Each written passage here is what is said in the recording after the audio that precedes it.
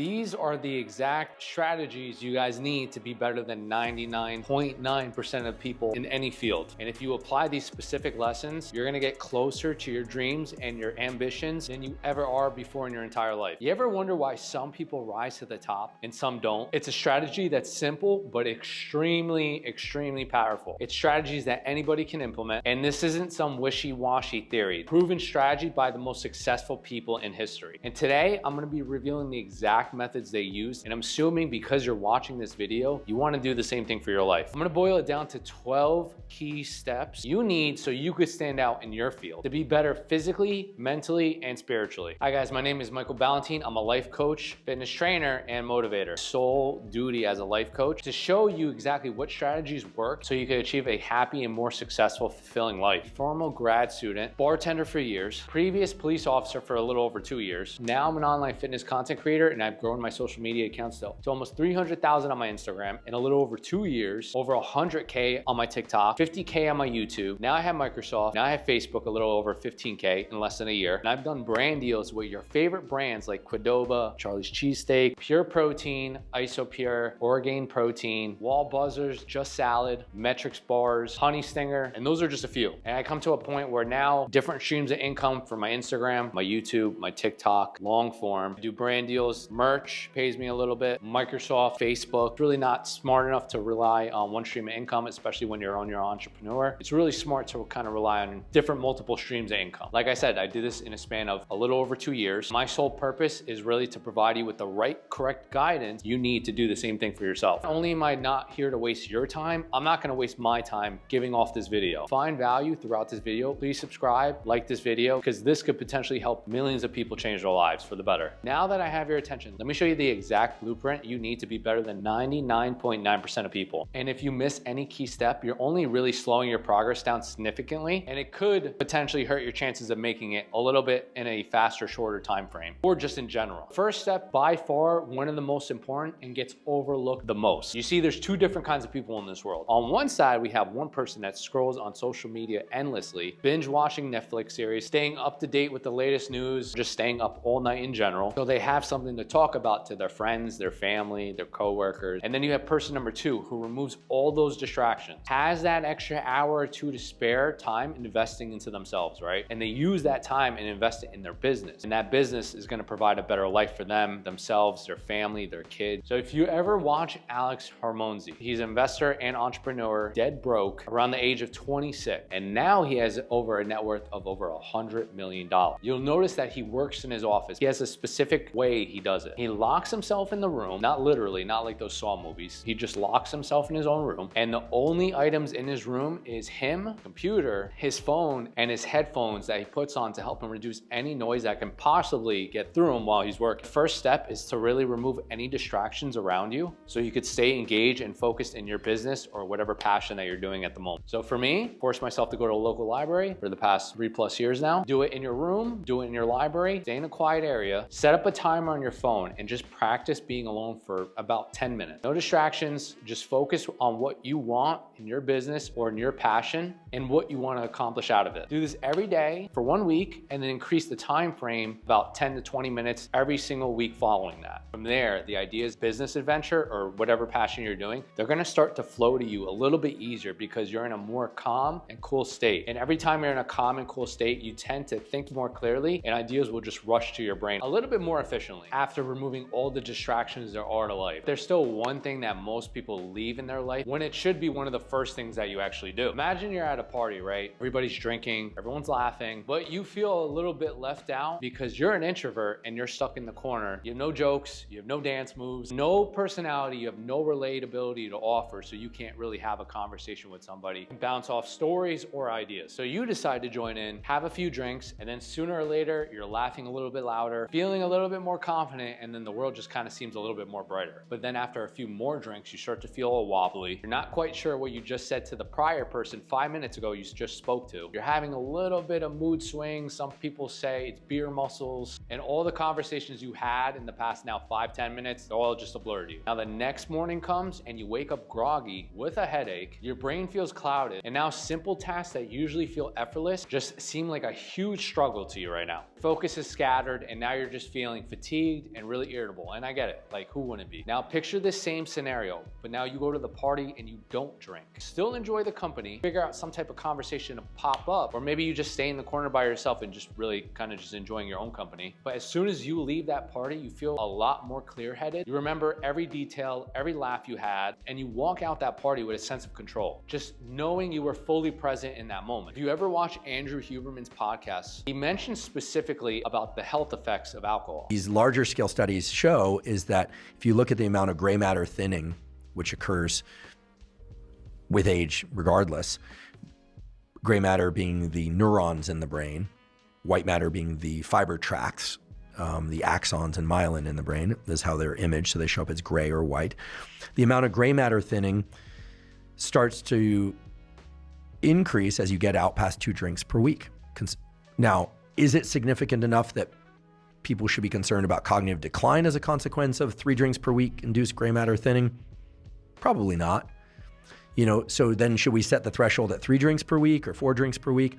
I don't know, and I'm not here to say that one way or the other. What I'm saying is my read of the data, and I know there are people that disagree with me, is that 0 is better than any. And that, I think, I'm told, has brought great relief to a number of people that didn't want to drink, but that actually were drinking red wine specifically to try and get some quote unquote health benefits.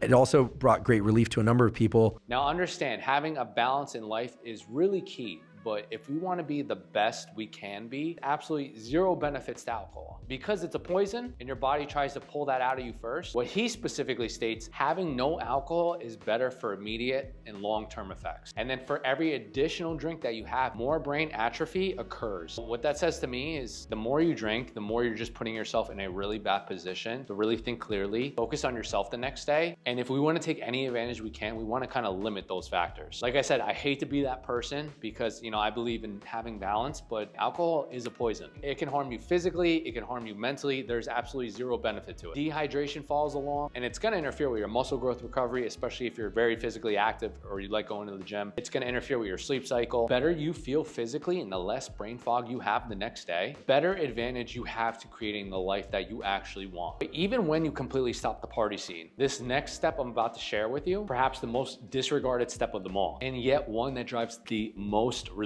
When you wake up in the morning, you set your alarm clock, start getting ready for the day. Maybe you're getting ready for work, you start preparing the kids' school lunches, school breakfasts, you start handling all the family issues and friends that start piling up in the morning, always randomly seem to hit us throughout the years. Then our stress starts to increase. We start to feel a little bit more overwhelmed with our job, our family, the friends, the debt, the bills, the kids. Then they start coming back, popping up in your head, right? Over time, this is just gonna lead to you burning out, depression, anxiety, overall sense of disappointment in your life. So that's not what we want. Dr. Rhonda Patrick, scientist, she explained a study where they looked at 50-year-old people, their experience with meditating, and they did this for years and years. The results show that they actually slowed down the cognitive decline and that their brain actually looks similar to a 25-year-old brain. Benefits to meditation that are known. I mean, it's been shown to slow cognitive aging. There's one study where they looked at like 50-year-old brains that of people that have meditated for some years, and they looked like a 25-year-old brain. So, I mean, you might say, well, they're probably doing other things as well. And a follow-up study showed that if you just take normal people after 8 weeks of like making them do this mindful type of meditation, they increase the volume of brain matter in 5 different regions of the brain. So, meditation is affecting the brain, and, how it's doing that, there's a variety of possibilities. But something that I found very interesting was that it also affects the aging process in general, not just brain aging.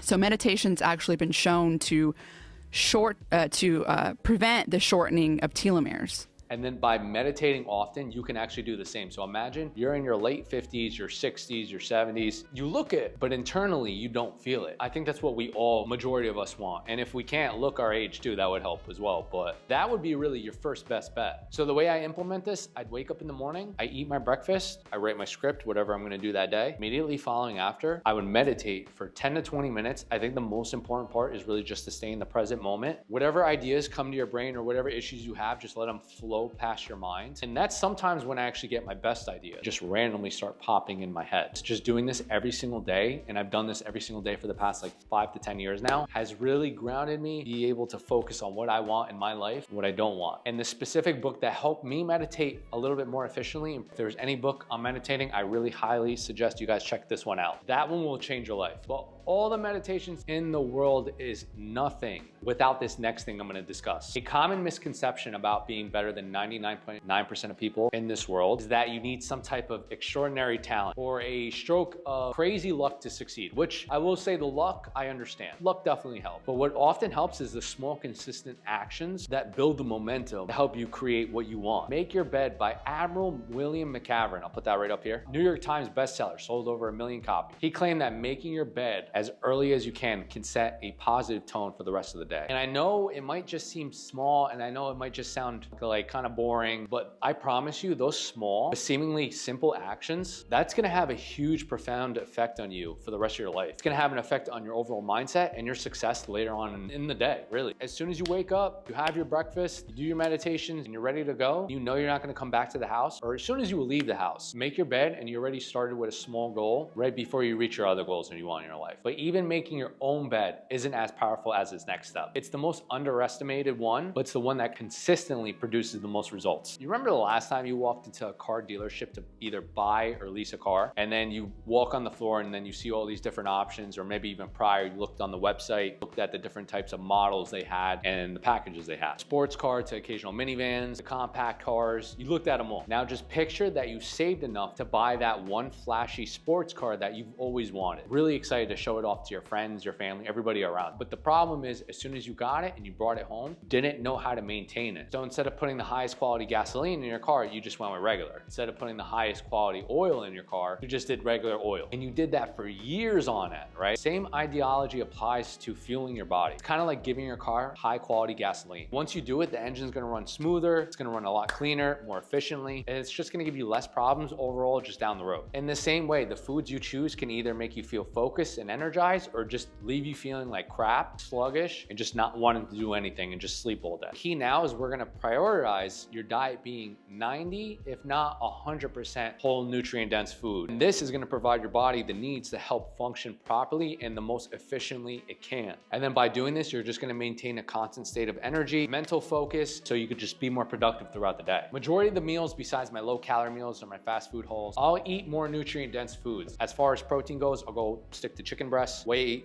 isolate hydrolyzed, eggs, lean fish. And then for carbs, I'll usually go with basmati rice, farro, couscous, potatoes. Healthy fats will usually come from my eggs, olive oil, avocado. And then I'll aim for about 1 gram to 1.2 grams per pound of body weight for protein, 20% coming from my fat intake, and then the rest being my carbohydrate. And then I just make sure I know what my maintenance of calories in, and I fit that in all together. By maintaining this lifestyle, even in your 30s, all those results are just gonna affect you in the most positive way possible. Your performance in a positive way, your mood, your energy, being able to just take on difficult tasks in this life is just way easier. You're a lot more clear-minded, and you just have a better livelihood and just overall well-being. You know, especially as you get older, you can't really afford to eat the foods you used to eat when you were in your 20s or in your teens. You can't slug down those late night pizzas at 2, 3 in the morning, or the Ben and Jerry's ice cream, or just ice cream in general, the cookies right before you go to bed, and not feel like crap the next day. It's almost impossible. And as you just get older, it's just gonna impact you a little bit more and more. And as soon as you start incorporating nutrient-dense foods in your diet, this next step is what most people fail to oversee. But it's the secret to achieving success faster than you ever imagined. Picture that one family or friend member that puts off cleaning after themselves for a while. They have dirty dishes piling up, they have their clothes just scattered everywhere, dust collecting on every single surface of their drawers, their bed, everywhere. You know, it might seem like a small thing. Over time, the chaos is just gonna weigh on your mind eventually. You're gonna start to feel overwhelmed, and that's just being in your room, unable to focus, consistently distracted by just the mess around you. Even simple decisions will become harder to make because your environment is just sending out signals of constant disorder around you. And then as the days go on, it's just gonna make it harder for you to stay clear-minded and just organized in general. If you look at Jordan Peterson, psychologist and author of 12 Rules for Life and Atomic Habits, I'm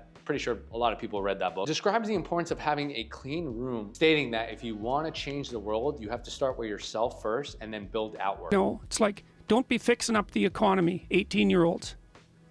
You don't know anything about the economy. It's a massive, complex machine beyond anyone's understanding, and you mess with it at your peril. So, and can you even clean up your own room? No. Well, you should think about that. You should think about that. Because if you can't even clean up your own room, who the hell are you to give advice to the world? If you're always going to a dirty room and it's just a mess everywhere, how do you expect to change other people if you can't even change yourself? You want your room set up to be better than you generally are. And the best way to implement this is after you make your bed in the morning, right after breakfast, as soon as you know you're gonna leave your house. For me personally, I know I'm not gonna be back till late at night, like 9, 10, because that's when I finish all my work. I keep my jackets in the closet. My rug is predominantly clean, majority of the time. Drawers are somewhat dust-free and closed. Once I know everything's pretty much set in my room, by the time I come home, it's done. I feel refreshed. Everything's clean. Everything's set in their own place. But understand, it doesn't have to be perfect. You don't have to completely clean your room till the T. Clean good enough to a point where you could at least see most things in your room. And once you start getting into the habit of cleaning your room, there's still a crucial element that you're missing. And if not, one of the fastest ways to drive your success to the top. Let me tell you a quick story of my old friend named Leah. Now, Leah has a friend named Rachel. Leah has always been there for Rachel. Through late night phone calls, through the unspoken understandings, and the countless times Rachel's plans have fallen through. Just how Leah was as a person. She was just a good overall person in general. She loved to help. But when her friend Rachel hit a rough patch in life, Leah didn't hesitate. She loaned her money, whatever she could do. She helped her move apartments, and she even covered for her sometimes when her life really just spiraled down. And over time, the balance of the relationship just really began to shift in one way. Leah just found herself doing more and more and more, while Rachel just seemed to take and take and take without a second thought. Now, if that was me, I'd already be pissed. But that's just me. Every text just went unanswered unless Leah initiated it. Every plan got canceled last minute. Final straw came when Leah asked Rachel for just a small favor, and it would just take a few hours of her time. What Rachel did is she just brushed it off as pretty much just a vague excuse. What Leah did next, she sat there, she stared at her phone, and then she had this slow realization just dawning in her mind. Then she took a deep breath and she just deleted Rachel's phone number. Blocked her on all social media accounts. No drama, no confrontation, or what she says is a clean break for her. Now, in this case scenario, it's clear that Rachel didn't value the relationship. Maybe Leah could have went a different route and not completely blocked her off or told her why her feelings were the way they were. But just know, when you're being taken advantage of consistently and you're not being appreciated and it doesn't go back and forth, it really shouldn't be unacceptable to act the way Leah did. And it was just kind of clear Rachel really didn't value her friendship with Leah. Now, it's important to learn to recognize where you're stuck in old patterns with friends, family, anybody around you. And I'll tell you this, if it doesn't seem to work and the communication just isn't useful and nobody, and I mean nobody, wants to put in forth effort fixing it, just let it go. Don't hold on to old memories. Don't hold on because you think you've known them for so many years that you believe you guys should keep talking to each other. If the conversations don't hold up on both sides, if nobody wants to put in the effort to talk about it, one person consistently feels like they're being taken advantage of, let it go. Understand that there are bad people in this world, there's good people in this world, there's also opportunists in this world. You gotta learn to distinguish who's who and who's actually there for you and who's not. You are valuing yourself before anybody else, and that's really the most important part. George Washington, first president of the United States, once stated, it's better to be alone than to be in bad company. It does feel like bad company, and it's consistent time and time. I'm talking about for a while. Go with that feeling. Really, the way to figure out what makes a good family, friend, or just a person in general. Sometimes they'll check up on you, they'll give you a call back, and then when you do speak to each other, it doesn't feel forced. The conversation can kind of go back and forth. You guys can have good laughs, but the minute you start to feel forced, like you're having a forceful conversation and you don't want to have it anymore with that person, that's probably when it's time to cut ties. But I will say, even in your life, when times get busy past your teens and your 20s, you'll still find a way to keep in touch with other people that you used to talk to for years. And then when you do, it's going to feel like nothing's ever changed, time hasn't changed, and you're just going to feel like that strong connection never went away with you guys, which it probably didn't. But the minute you start eliminating the people that's actually holding you back, this is going to be one of the most crucial ways to be better than 99% of the population, and this shouldn't go unnoticed. In today's world, a lot of people like to assume that finding the perfect partner is going to make them feel happy, feel complete, depending on the relationship for emotional support. Others like to use money to bring them long-lasting joy, and I get that. I've done that too myself. And it only lasted for a few weeks to maybe a few months, and then you get over it. And then you only really just want more of it, and then you just realize that really never makes you happy in the first place. Some turn to comfort for food when either they're stressed, sad, anxious, but this can just lead to a lot of guilt and unhealthy habits with food. The truth is, most people find their happiness in new relationships, food, luxurious items, which is the exact opposite of where you need to find it. True happiness only comes from within you, through your own self-confidence, living in alignment with your values, your morals, your ethics, being grateful for what you have, being in the present moment, not thinking about your past or not thinking about your future, because what you do now is going to dictate your great future. Then the happiness grows when you focus on the inner peace you have and just being your authentic self. That's how you get your happiness. One way to experience true happiness, and I like to do this, is through empowerment. Empowering people through their lives and just helping them make a change completely. I believe most people always heard the famous expression, you give a man a fish, you feed him for a day, but you teach the man to fish, feed him for a lifetime. Empowering people versus helping people, there's a big difference. You're changing someone's life versus helping them change for the moment. And the way I implement this is I take my passion, which is fitness, nutrition, motivating, and I put it on social media accounts like YouTube, TikTok, Instagram. You get paid through brands that you want to work with. So if you're in fashion, maybe you want to work with Victoria's Secret. If you're a guy, maybe you want to work with Calvin Klein. You want to work with Armani. It's important to get paid in a field that you love because you're knowledgeable in it, you love doing what you do, you're an expert in that field, and that's a service you're giving to everybody else in this world. And you have something of value to offer, so that's very important. Pursuing your passion is extremely important, but there's one thing that everybody misses that can make a difference between success and failure in their lives. And once you see it, you're gonna see results that you didn't expect to see. Imagine you have a big dream, you wanna get into amazing shape, you wanna start a new business, you wanna learn some new skills, so do millions of others. So what makes you different? The key here is most people get excited at the start of any new journey, but when the journey starts to last a little bit longer, their excitement starts to fade. They'll lose focus, give in to distractions, or they'll just quit when progress just really seems to slow down. This happens to the best of us. Mike Tyson, also known as one of the baddest mans on the planet, one of the greatest boxers in history, an undisputed champion of 3 years. He was interviewed on the Joe Rogan podcast years ago, and he specifically states, I don't care how good you are in anything, you don't have discipline, you ain't nobody. Right. You're nothing without discipline, because you give up under the slightest struggle without discipline. 100%.